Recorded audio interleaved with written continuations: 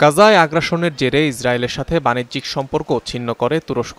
২০২৩ সালে দুদেশের মধ্যে $৭০০ কোটি বেশি বাণিজ্য হলেও এই নিষেধাজ্ঞার ফলে মুহূর্তেই তা স্থবির হয়ে পড়ে। সুযোগ বুঝে কয়েকটি আরব দেশ ইসরায়েলে রফতানি মাত্রা বাড়িয়ে দেয়। মুখে ফিলিস্তিনের পক্ষ নিলেও কার্যত ইহুদি রাষ্ট্রেরই সুবিধা করেছে মিশর, সংযুক্ত আরব আমিরাত ও জর্ডান। আন্তর্জাতিক বিচার আদালতে ইসরায়েলের বিরুদ্ধে অবস্থান নিলেও বাণিজ্যে রীতিমতো উল্টো চিত্র মিশরের। গত বছরের তুলনায় তেল আবিবে দ্বিগুণ পরিমাণ পণ্য রফতানি করেছে কায়রো। ইসরায়েলের কেন্দ্রীয় পরিসংখ্যান ব্যুরোর তথ্যানুযায়ী গত মাসে দেশটিতে মিশরের রফতানির পরিমাণ $25 মিলিয়ন। আগের বছরের মে মাসের তুলনায় যা দ্বিগুণ। শুধু তাই নয়, কায়রোয় আগের চেয়ে 39% বেশি প্রাকৃতিক গ্যাস রফতানি করেছে তেল আবিব। বেড়েছে দুদেশের নিরাপত্তা ও জ্বালানি সহযোগিতা।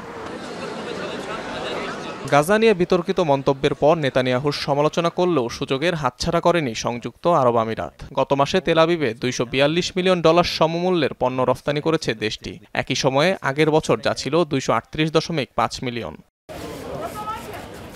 ইসরায়েলে ক্রমবৃদ্ধিমান রফতানির হার দেখা যায় আরেক আরব দেশ জর্ডানেও। মে মাসে দেশটিতে প্রায় $3.5 মিলিয়ন বাড়তি রফতানি করেছে আম্মান, যার পরিমাণ প্রায় $36 মিলিয়ন।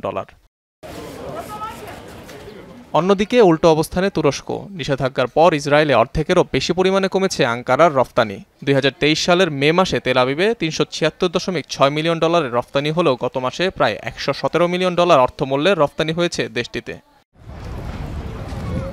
সময়ে সময়ে ফিলিস্তিনিদের ওপর ইসরায়েলি বর্বরতার বিরোধিতা করলেও মূলত এসব দেশের বাণিজ্য সহযোগিতার মধ্য দিয়েই টিকে আছে ইসরায়েল।